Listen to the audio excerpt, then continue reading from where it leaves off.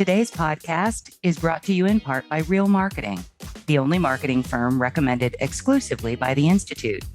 Real Marketing utilizes over 25 years of expertise, and their products are built and customized for you to dominate any neighborhood anywhere. Go to realmarketing4u.com. That's real marketing, the number 4, u.com.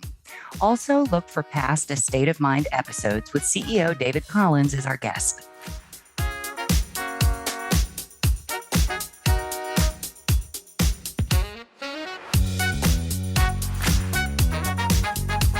Claudia, welcome to the podcast.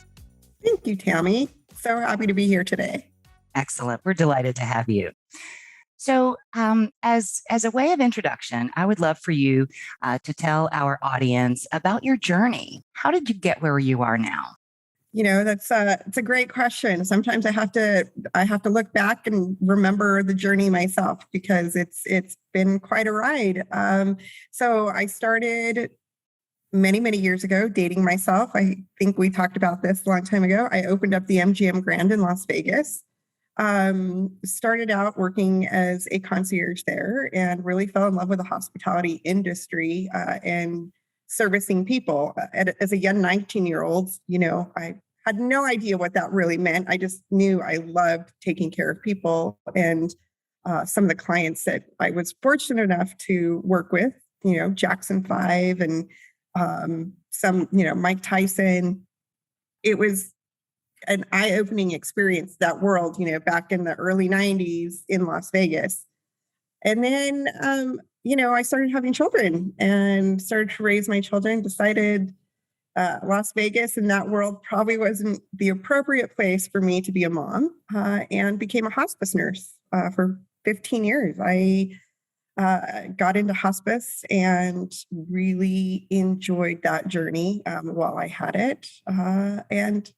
You know, it's kind of similar. Taking care of people it's what it's all about. And hospice was a great chapter in my journey, and I loved it. I had the opportunity as my children got older to get back into hospitality and realized that really was where my heart is, and got back into becoming a concierge and really found out what the world of concierge means, and found that there are a lot of broken parts in the travel industry and wanted to, you know, find a way to fix it, be that champion. So here we are today. I found myself meeting some immensely talented and great people that have helped me along the way and partnered up with me, and started a luxury concierge service ourselves. And, you know, which has now led me into actually also becoming a travel advisor. So, so much in my own journey and my own development that has led me to this point. Excellent. What a journey. And so for the audience, something that's important to note is that Claudia and I have a little bit in common in that I also at an early age was a luxury resort concierge and was going down a similar path before my journey changed. So I can appreciate the love of hospitality and concierge service in particular, and agree that both the hospice connection and the hospitality connection really aligns with the way that we service our real estate clients. And something that we talked about, Claudia, was as a hotel concierge, people come to you and then they go on to someone else.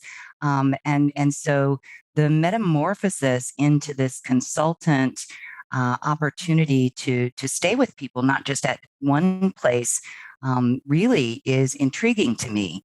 So tell me what kind of clients you work with now in the consulting capacity, and particularly the travel concierge capacity. Yeah. So, I mean, like you said, being in a hotel, you know, loved working in a hotel. And really, I found that, you know, hospitality has such a large definition. Hospitality isn't just for hotels. Hospitality is for, you know, all industries across the board. And It's just being hospitable, just welcoming somebody into your home, into your space, into your life, and sharing your passion is really what is hospitable. And I found that, a lot of the disconnect, like we said, was, people would come to the hotel, they'd need service, but also in hotel industry, you're really limited in the services you can provide and the things that you can recommend. It's really dictated by, the brand or the hotel or the standards, which is great for the hotel, but not always great for customer service. So I started building relationships with certain guests that were of high net worth, and they, really just wanted to be taken care of. They wanted one point of contact. They just wanted one person to take care of everything, no matter where they traveled. And I found that my connections really around the world were an asset to that. And so, I have several clients that I've taken care of for a number of years since getting back into hospitality in, 2000 and, I guess it was 2007 that I got back into hospitality, 2008. And I have some clients that I met that I still take care of that are, live in different parts of the country. But when they need something, they call me and, I take care of everything from, calling their car service provider to come pick up their car and, drive them to the airport, or to, calling their mechanic and making sure that their car gets taken care of while they're away, or I travel with them to make sure that every detail of their hotel or of their travel is taken care of. So it just has encompassed everything. And really top-notch, deep customer service, and I love how that translates to the real estate world as well. Now, you could have had a nice life as a regular concierge, but you chose to earn Le Clé d'Or, the highest level of achievement for that industry. Tell us what that means and what was involved in earning that membership. Yeah, absolutely. So, I have a deep passion for, again, just serving the customer. And I found that Le Clé d'Or is it's an international association of concierge. Um, and like you said, it's the highest level. Most people don't even know what that word is, Le Clé d'Or. It comes from Europe, from French. It's a French term. It means, the keeper of the keys. And, Le Clé d'Or are the people that you travel when you see in a hotel that have those double cross keys on their lapels, that they basically hold the keys to your city. They know the city and know the people that they need to know to get you where or what you need while you're traveling. And when I first learned about Le Clé d'Or, when I got back into the hospitality industry, I knew that that was the level I wanted to achieve. The only way to explain a Le Clé d'Or is basically somebody that has their doctorates in concierge service. And to me, concierge service has been so diluted. You hear the car concierge, and you have the physician concierge and the office concierge, where, as a Le Clé d'Or, that really, it means something to the people that hold those keys. And although, their standards are extremely high, it takes 5 years before you can even apply. You have to be a hotel lobby concierge for 5 years, taking care of leisure guests. And from there, you have to do, it's almost a 6 month to year process after you apply to get those keys. You have to know people around the world. They call people from around the other concierges from around the world and ask if they know who you are, if you've made those connections. You have to take, it's a 25-page question and answer test that they're not easy questions. They ask you about places in Dubai and places in Jakarta, and who do you know that you can call for a restaurant in France, or. So it really gave me the opportunity to meet more people around the world, but it also gave me a sense of achievement of, you know, being able to be at that highest level in the travel industry. And although, I'm still active with Lake Clador, as I've branched off and done more things, you can't be a full member, but I am a full champion of Lake Clador and, people using their concierge services, and really recognizing that it is a true talented, and it's a true calling to be able to be a concierge, especially at that level. Absolutely. And I have to tell you that every time that I check into a fine establishment, I look immediately to see if they have Clay Door by those crossed keys on their lapel. So it is something that really sets a benchmark of excellent service standard. So, with that said, why did you want to go to the next level? Why did you feel that it was important to go after that? Well, I'm one of those people that just am not satisfied with. I heard a quote once where a gentleman said he was a Olympic athlete, and they asked him why he always says he goes for silver, never goes for gold. And he says, because once I get to gold, then I've reached the top. There's no place to go. There's no goals for me to meet. If I get to gold, that's great. But if I always reach for silver, there's always a goal ahead. And I think that's kind of the way I look at my life. There's never an end. There's always something new to learn. There's some place to grow. There's always something to make better within an industry. And I saw what needed, in my opinion, needed to change within travel, within hospitality, within luxury. I'm never satisfied with just being okay. I need to be better, and I need to help make things better, not for myself necessarily, but for those that I want to take care of. And you shared with me in a call that we had prior to this that it was a sense of satisfaction, fulfillment, if you will, to provide that next level of service. Absolutely. I mean, I think being able to be within hospitality, and like I said, hospitality to me is welcoming somebody into my space, into my home, into my passion. And so it does give me a great sense of satisfaction. Like when I welcome somebody into my home and my home is clean and I'm able to provide them with, a great meal and just have them feel like they're being well taken care of. That's, to me, again, a great sense of satisfaction in what I do. You bet. Now, you've had some very high profile hospitality positions along the way. I saw Homestead Resort Utah, the St. Regis, the Pendry Hotel in Park City. Tell us about those experiences with those really high level luxury brands. Yeah, every hotel brand and standard are so different. I would imagine, just like being in the luxury real estate industry, everybody has their own way of doing things. And, working in each of those settings gave me a sense of what I wanted to do better for my clients. But it also gave me a sense of being able to learn to provide something different within each of those different brands. Somebody who goes to St. Regis isn't going to like the Pendry.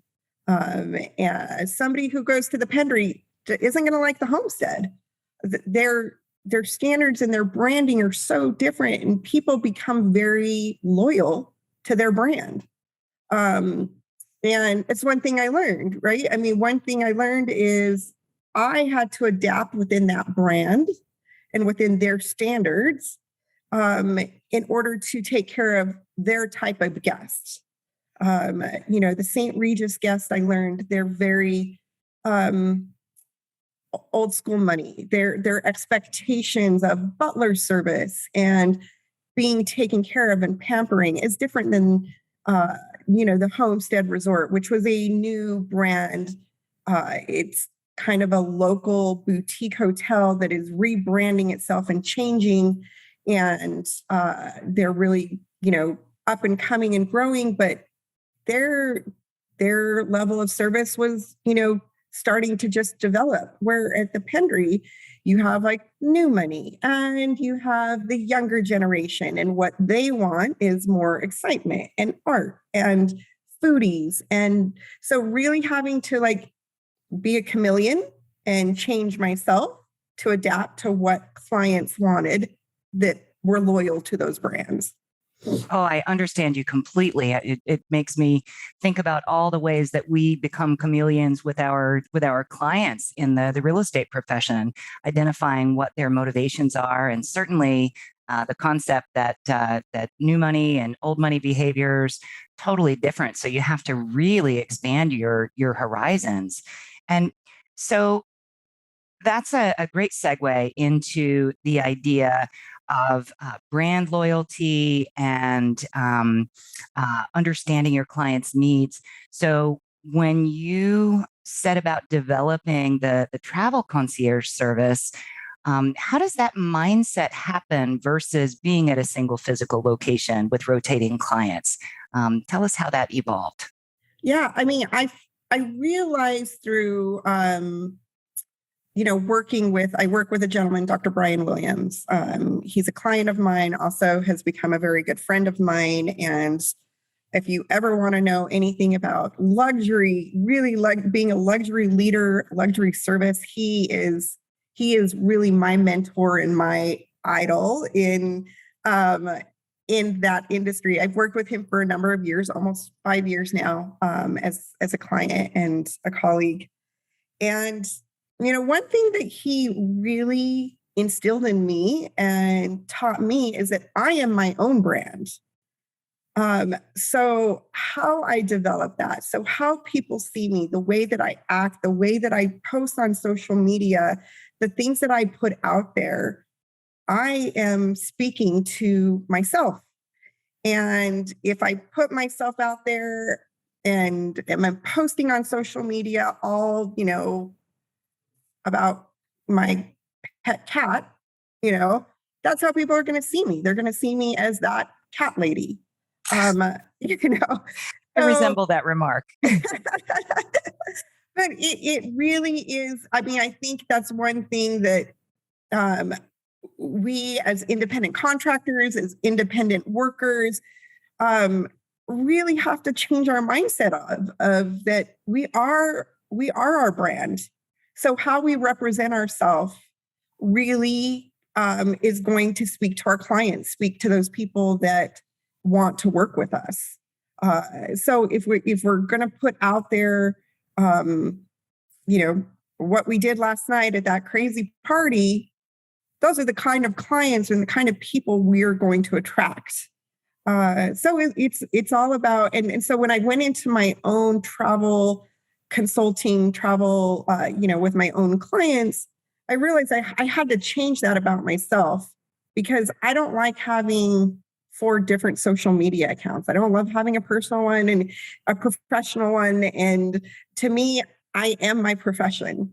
And so I had to tie that all together and create and remember that what I post, what I put out there, how I speak to a client, who I speak to is who I am, but it's also my branding. Oh, very, very similar to the role that we're in as real estate professionals in the upper tier. We are our brands, and everything that we do speaks to our profession. So I appreciate your comments on that greatly. Now, even moving into the travel arena of things, you could have done just fine, but you chose to go after the certification. So, what motivated you to seek that highest level of certification within that industry? Again, I get really bored. My kids are grown, and being single, I never tire of learning more things. And I would imagine, again, like the real estate industry, there's always something you can do better or be better at, or more services that you can provide. And I found that I was doing a lot for my clients. I was booking their hotels. I was booking their flights. I was, doing family cruises. And, there were benefits for me as far as, pleasing my clients. But what I found was I didn't have the buying power, I guess, or the recognition that comes with working with a really good travel agency. And I had the opportunity when I worked at Pendry to connect with a travel agent, which I don't know if you've ever worked with travel agents, but they're all not great. Like in any industry, everybody, there you have those that are just happy with status quo, and you have those that are really extraordinary. And I was able to connect with a gentleman, Kyle Seltzer. He works with Smart Flyer, and he's extraordinary as a travel agent. And we actually connected about what was broken about the travel agency industry, and the disconnect between travel agents and hotel concierge. And most people don't understand that when you call a travel agent to book your entire travel, they end up calling the hotel concierge to do all the details in that city, because they don't know that city.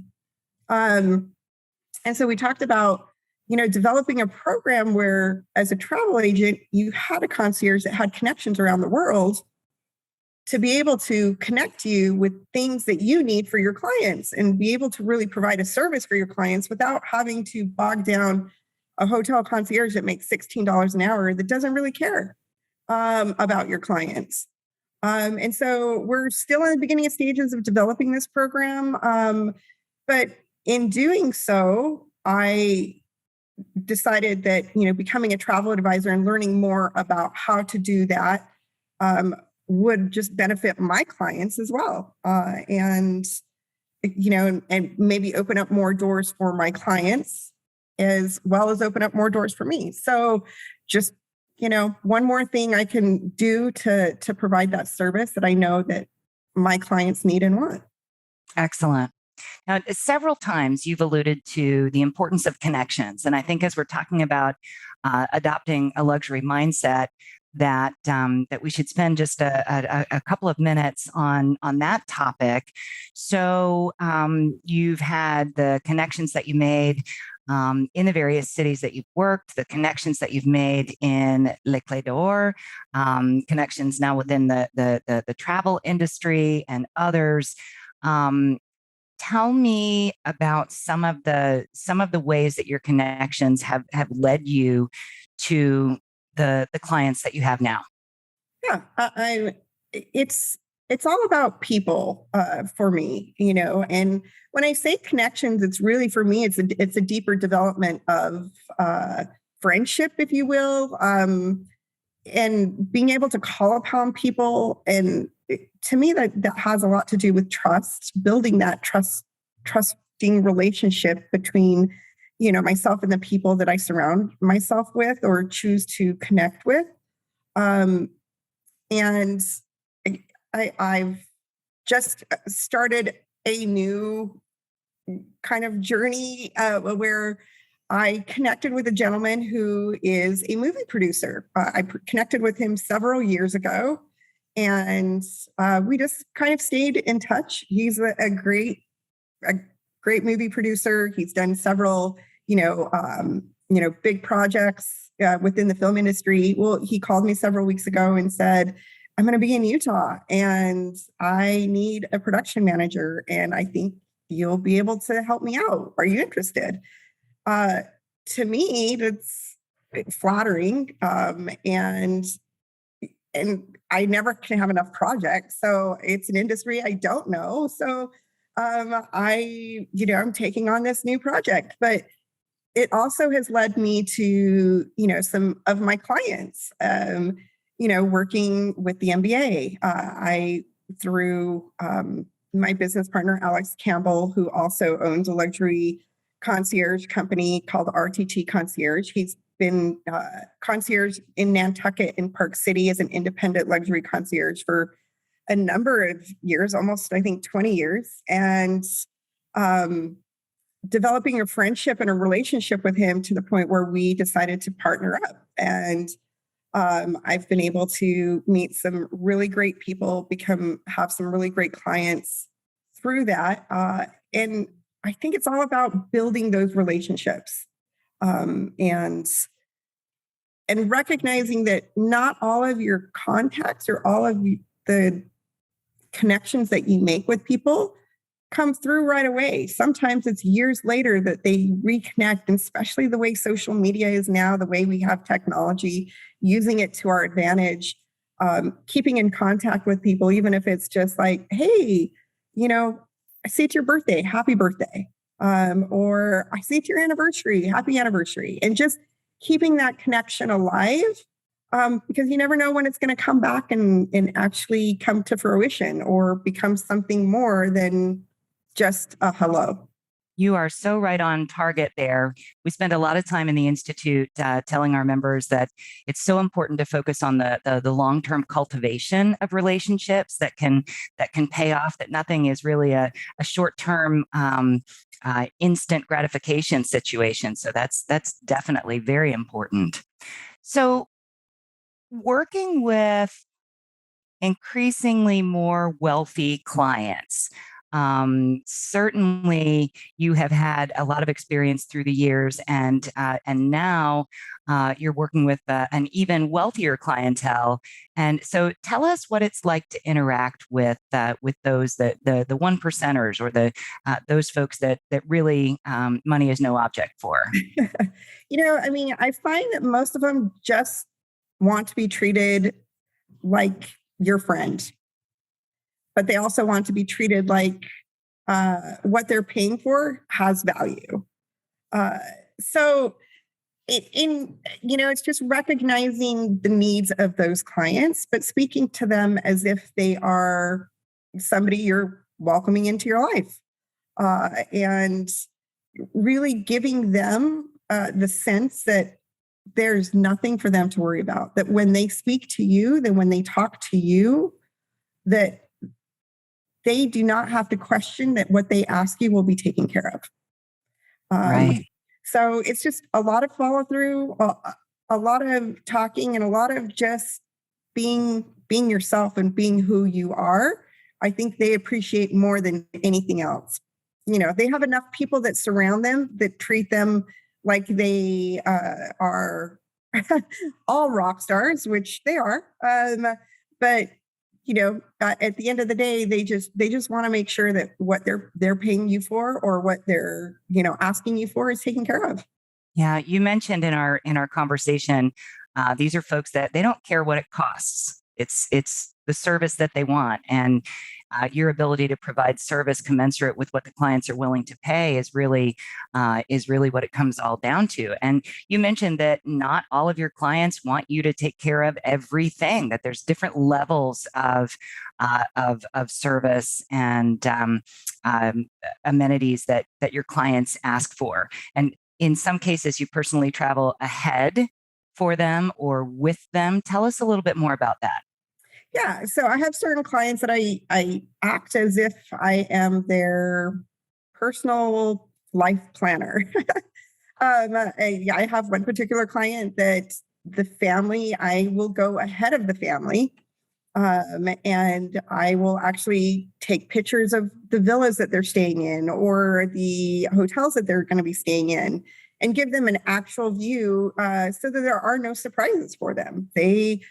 They want to know that every restaurant that they're going to attend, that they know as soon as they walk in the door who this family is. I'll take a picture of the family into the restaurant manager and say, this is the family.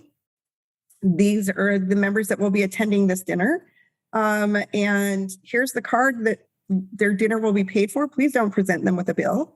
And just make sure everything is taken care of. And then, I have clients that want me to travel with them, and I'm a part of the family, and I'll go to dinner with them. And I just am still the one that the bill comes to, that, they don't want to have to see or deal with any of that. But I travel along, as as if I'm a part of the family. So, every person is different. And again, they don't care what it costs.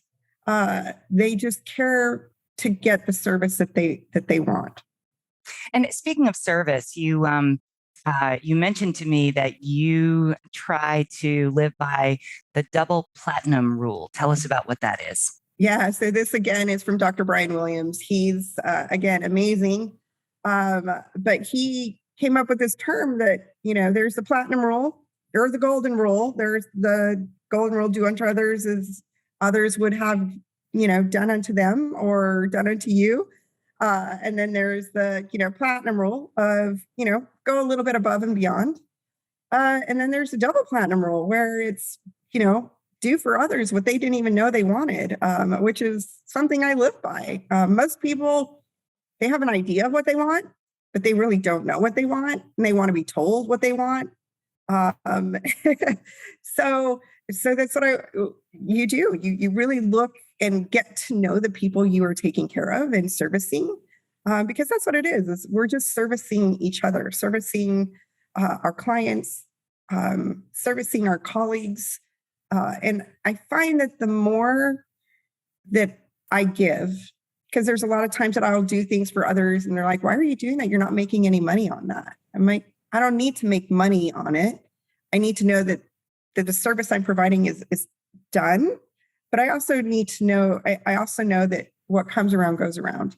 And I will get taken care of in the world that we live in. I think that, that gets forgotten so often. Sure. And that circles right back around to what you shared with me was about the fulfillment, the idea that providing that level of service gives you satisfaction. And I can see that absolutely. And I know that I feel the same way with my real estate clients, and you can't put a price tag on that. Yeah. So I know you've been very discreet in your comments, and without betraying any confidences. I wonder, is there a most memorable experience that you would share with us about one of your travel concierge clients in particular? Something that where everything went so perfectly you couldn't even believe it, or maybe where you had to jump in to manage something unexpected. So several come to mind. One in particular, I have a client. She actually recently passed away, but she was one of my clients for many, many years. And one of the top wealthiest 5 women in the country. Most people wouldn't know her by name, but she was going on a trip, and she always went to the same place, the same hotel 2 weeks a year.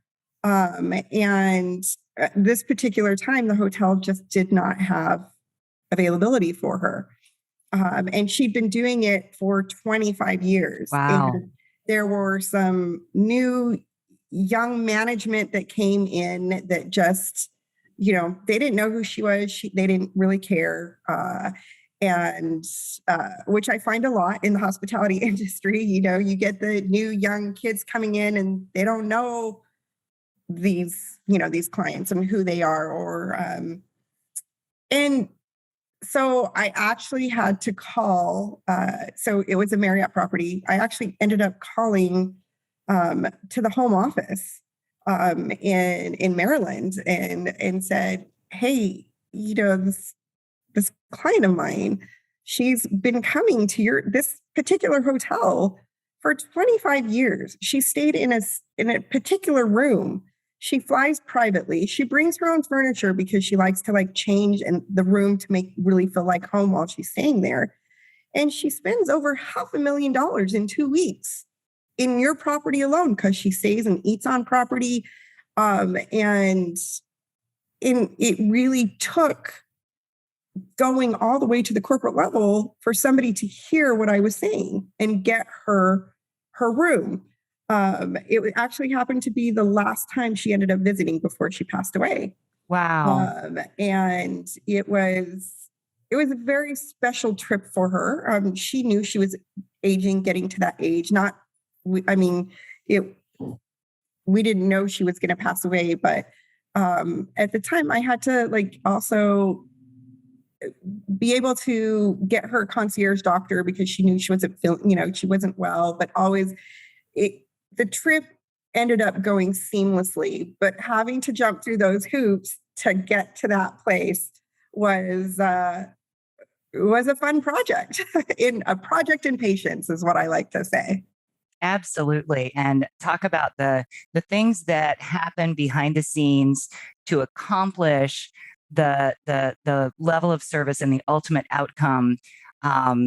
How incredibly satisfying for you, and what a wonderful thing to be able to think back and know that you made such a difference. I know that's part of my mission statement in my real estate business, is to truly make a difference in people's lives. And I think what we've been talking about really is meeting that goal. And what a wonderful story for you to share.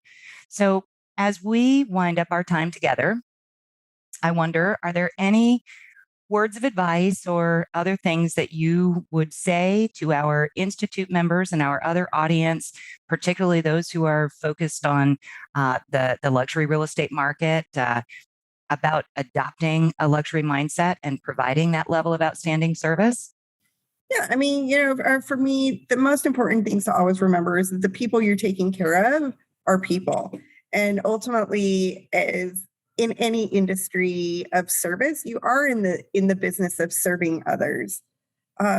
You're going to have clients that you just don't want to take care of. You don't, they're not very nice and kind. And you know what? As an independent contractor, you can choose not to. You can choose to tell those people they aren't being very kind. But in the same tone and token, you have to remember that you are your brand, and that it's okay to stand up for yourself in the world of luxury. Sometimes you have to. Sometimes the demands are unrealistic, and you have to be able to manage people's expectations. But at the same time, you have to be able to live your values and live your truth, and just take care of those that take care of you. Wow, very, very powerful words, and I hope that all of our audience takes that to heart.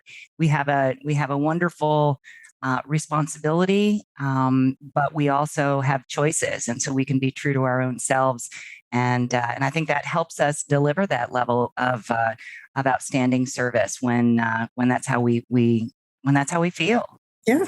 So, Claudia, I'm so pleased that you took the time to join us today, and I want to thank you very, very much. Thank you so much, Tami, for the opportunity. And, I hope that, I was able to make a little bit of a difference in somebody's life today. If not, you definitely made one in mine. Oh, that's wonderful. Thank you so much for joining us on this episode of A State of Mind, the art of selling luxury real estate. If you're interested in learning more about the Institute, you can find more at luxuryhomemarketing.com. If you like what you just heard, please share with a friend. And don't forget to subscribe, rate, and review this podcast.